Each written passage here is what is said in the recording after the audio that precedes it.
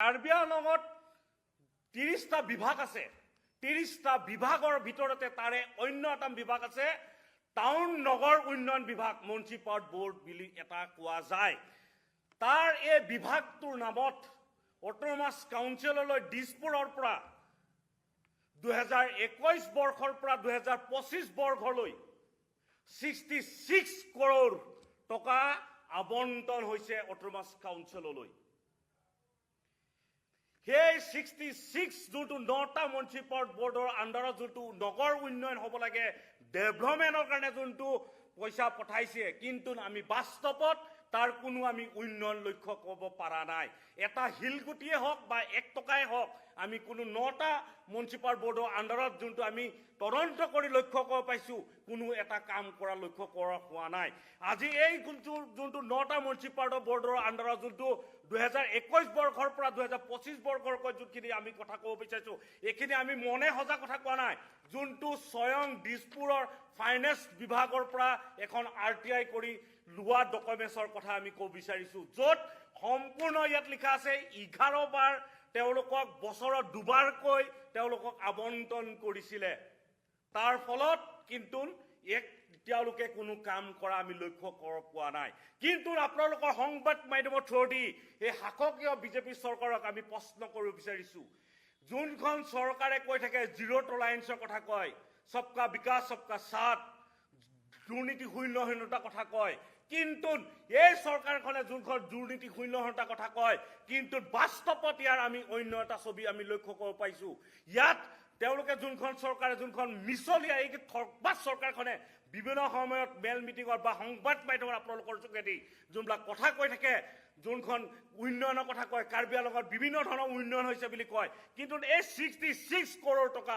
গ'ল কাৰ পকেটত, এইটো স্পষ্টভাৱে অটোনমাছ কাউন্সিলে হওক, দিছপুৰ কৰ্তৃপক্ষসকলে আমাক জনাব লাগিব। আৰু এই চৰকাৰখনে কয়, আমাৰ অসমৰ মুখ্যমন্ত্ৰী ডাঙৰীয়া ডক্টৰ হিমন্ত বিশ্ব শৰ্মা ডাঙৰীয়াই তেওঁ কয় বিভিন্ন সংবাদ মাধ্যমত বা বিভিন্ন ধৰণৰ মেল মিটিঙত, তেওঁ য'ত দুৰ্নীতি হ'ব ত'ত বাঘৰ দৰে জঁপিয়াম বুলি কয়। আজি আমাৰ প্ৰশ্ন, এই যোনজন দক্ষ তেওঁ য'ৰ প্ৰভাৱশালী ব্যক্তি বুলি তেওঁ যোনটো কয় মুখ্যমন্ত্ৰী, এই প্ৰভাৱশালী মুখ্যমন্ত্ৰী য'ত বাঘৰ দৰে জঁপিয়াম বুলি কয় দুৰ্নীতি হ'লে, এই দুৰ্নীতি দিছপুৰৰ পৰা কাৰ্বি আংলঙত এই বাঘটো যাই পাবলৈ নাই, ডাঙৰ প্ৰশ্ন আমাৰ কাৰণে। সেইকাৰণে আমি সুধিব বিচাৰিছোঁ আপোনালোকে যোগেদি, এই অটোনমাছ কাউন্সিলৰ প্ৰভাৱশালী ডক্টৰ তুলিৰাম ৰংহাং ডাঙৰীয়া আৰু প্ৰভাৱশালী অসমৰ chief minister doctor Himanta Biswa শৰ্মাৰ লগত তেওঁ ঘনিষ্ঠকাৰে চাগে নেযাব নেকি এই বাঘটো কাৰ্বি আংলঙত জঁপিয়াবলৈ কাৰণে? এতিয়া প্ৰশ্ন, মৌলিক প্ৰশ্ন, কাৰ্বি আংলঙৰ সাধাৰণ ৰাইজৰ প্ৰশ্ন, তেতিয়াহ'লে কোনজন ব্যক্তি অটোনমাছ কাউন্সিলৰ যোনজন অফিচাৰ কাক কাক এৰেষ্ট কৰিব, সেইটো তেওঁলোকে আমাক কাৰ্বি আংলঙৰ ৰাইজক তেওঁলোকে জনাব লাগে। আৰু এইখিনিতে আমি বিভিন্ন সময়ত এই কথাবোৰ উত্থাপন কৰি আহিছোঁ, অকল তথ্যৰ কাৰণে নহয়, বিভিন্ন সময়ত আপোনালোকৰ সংবাদ মাধ্যমৰ থ্ৰুদি আমি কথাবোৰ উত্থাপন কৰি আহিছোঁ। আৰু বিভিন্ন সময়ত আমি অটোনমাছ কাউন্সিলৰ প্ৰত্যেকটো অথৰিটিৰ পৰা, দিছপুৰ চিফ ছেক্ৰেটাৰীৰ পৰা প্ৰিন্সিপাল ছেক্ৰেটাৰীলৈ বাৰম্বাৰ আমি আপিল কৰি আছোঁ যে এইটোৰ ওপৰত তদন্ত হ'ব লাগে, কিন্তু ইয়াৰ ওপৰত কোনো তদন্ত হোৱা আমি লক্ষ্য কৰিব পৰা নাই। ইয়াত কি বুজায়, যোনখন চৰকাৰে দুৰ্নীতি শূন্যহীনতাৰ কথা কয়, কিন্তু যোনজন অটোনমাছ কাউন্সিলত যোনসকল বৰমূলীয়া অফিচাৰ বহি আছে, য'ত দিছপুৰত য'ত বৰমূলীয়া অফিচাৰ বহি আছে, তেওঁলোকক কোনে নেতৃত্ব দি থাকে? এই শাসকীয় বিজেপি চৰকাৰে তেওঁলোকে কয় নেকি যে এই আমি দি থকা মেমৰ নামবিলাক ডাষ্টবিনত পেলাই থ'বলৈ কাৰণে কয় নেকি? আমি বিভিন্ন সময়ত তথ্য সহকাৰে আমি মেমৰ নামবিলাক দি থাকোঁ, য'ত তথ্য সহকাৰে আমি বিভিন্ন সময়ত এবছৰৰ পৰা আমি এই প্ৰতিবাদ আমি বিভিন্ন সময়ত কথাবোৰ উত্থাপন কৰি আছোঁ, বিভিন্ন সময়ত সংবাদ মাধ্যমত উত্থাপন কৰি থকাৰ পিছতো এই চৰকাৰখনে কিন্তু তদন্ত কৰিব পৰা নাই। আৰু কাৰ্বি আংলঙত যোনটো 66 কৰোৰ টকা যোনটো কেলেংকাৰী কৰিছে, কিন্তু আমি অন্য এটা দেখা পাওঁ যে কাৰ্বি অসমত উন্নয়নৰ কাৰণে হাজাৰ হাজাৰ কোটি টকা বিভিন্ন সময়ত ঋণ লৈ থাকে, কিন্তু বাস্তৱত যোনটো তেওঁলোকে যোনটো পইচা যোনটো তেওঁলোকে আত্মসাৎ কৰিছে, এইটোৰ ওপৰত ধৰিবলৈ সাহস হ'ব নাই। ইয়াতে আমি ক'ব বিচাৰোঁ, আমি এই বিভিন্ন সময়ত যেতিয়া আমি মেমৰ নাম দি থকাৰ সময়ত, তেতিয়া আমি অটোনমাছ কাউন্সিলৰ প্ৰিন্সিপাল ছেক্ৰেটাৰী ডাঙৰীয়াক এখন স্মাৰক পত্ৰ আমি প্ৰদান কৰিছিলোঁ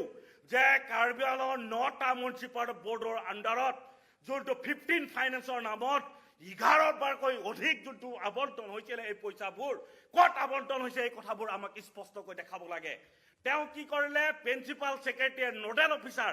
যোনটো 50 ফাইনেন্সৰ যোনটো ছুপাৰভাইজাৰ কৰে যোনটো মনিটৰিং কৰে এই বিভাগলৈ এই কাগজখন এখন দিলে তেওঁলোকক যে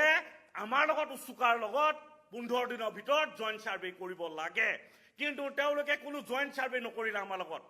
কোনো 15 দিন উকলি গ'ল আজি বছৰ উকলি গ'লহি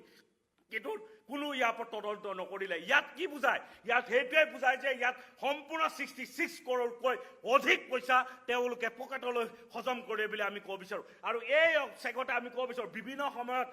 অসম চৰকাৰত এটা দিছপুৰৰ এটা বিভাগ আছে এইটো হৈছে এচিডি ডিপাৰ্টমেণ্ট য'ত হিলছ এৰিয়া ডেভেলপমেণ্ট বুলি এটা বিভাগ আছে এই বিভাগটোত যদি আমি পিটিশ্যনো দিওঁ বা বিভিন্ন ধৰণৰ অভিযোগো দিওঁ তেওঁলোকে নাই বুলি কয় তেতিয়াহ'লে এই বিভাগটো যোনটো দিছপুৰত বহি আছে যোনটো নগৰ মানে যোনটো হিলছ এৰিয়া ডেভেলপমেণ্ট যোনটো আপোনাৰ বিভিন্ন ধৰণৰ কাৰ্বি আংলঙৰ প্ৰত্যেকটো ফাণ্ড এই তেওঁলোকৰ এচিডি ডিপাৰ্টমেণ্ট থ্ৰু দি যায় কিন্তু তেওঁলোকৰ তাত কোনো তথ্যই নাথাকে বুলি বিভিন্ন ধৰণৰ কয় তেতিয়াহ'লে আমাৰ প্ৰশ্ন দিছপুৰৰ কৰ্তৃপক্ষসকললৈ তেওঁলোকে এই অসম চৰকাৰৰ যোনটো এচিডি ডিপাৰ্টমেণ্ট হিলছ এৰিয়া ডেভেলপমেণ্টৰ কাৰণে যোনটো বিভাগ বহিছে এই বিভাগটো কিহৰ কাৰণে বহাইছে এইটো আমাক এই চৰকাৰখনে দামকোপ মাৰি থকা বিভিন্ন ধৰণৰ আমি লক্ষ্য কৰিব পাৰোঁ যে সংবাদ মাধ্যমত প্ৰভাৱশালী বিভিন্ন ধৰণৰ মন্ত্ৰীসকলে দামকোপ মাৰি থাকে সেই আমি সুধিব বিচাৰিছোঁ তেওঁলোকক দিছপুৰত বহি থকা এচিডি ডিপাৰ্টমেণ্টটো কিহৰ কাৰণে বহাই থৈছে এই বস্তুটো আমাক ক'ব লাগে আমি বিভিন্ন সময়ত এই কথাবোৰ জনাই থকা চিফ ছেক্ৰেটাৰীক দুবাৰ জনাইছোঁ দিছপুৰৰ চিফ ছেক্ৰেটাৰীক দিছপুৰৰ প্ৰিন্সিপাল ছেক্ৰেটাৰীক আমি জনাইছোঁ কিন্তু কোনো ইয়াৰ ওপৰত তদন্ত হোৱা নাই এতিয়া কথাটো হ'ল এই তদন্ত কৰিবলৈ এই বাঘটো দিছপুৰৰ পৰা অট'নমাছ কাউন্সিললৈ যাবলৈ সাহস হ'ব নাই কাইলৈ অসমৰ প্ৰভাৱশালী CM ডক্টৰ হিমন্ত বিশ্ব শৰ্মা ডাঙৰীয়াই তেওঁ কাৰ্বি আংলঙলৈ যাব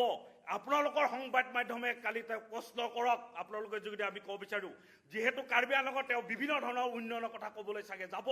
তেওঁক প্ৰশ্ন কৰক যে এই কাৰ্বি আংলঙত যোনটো আবণ্টন হোৱা এই 66 কোটি টকা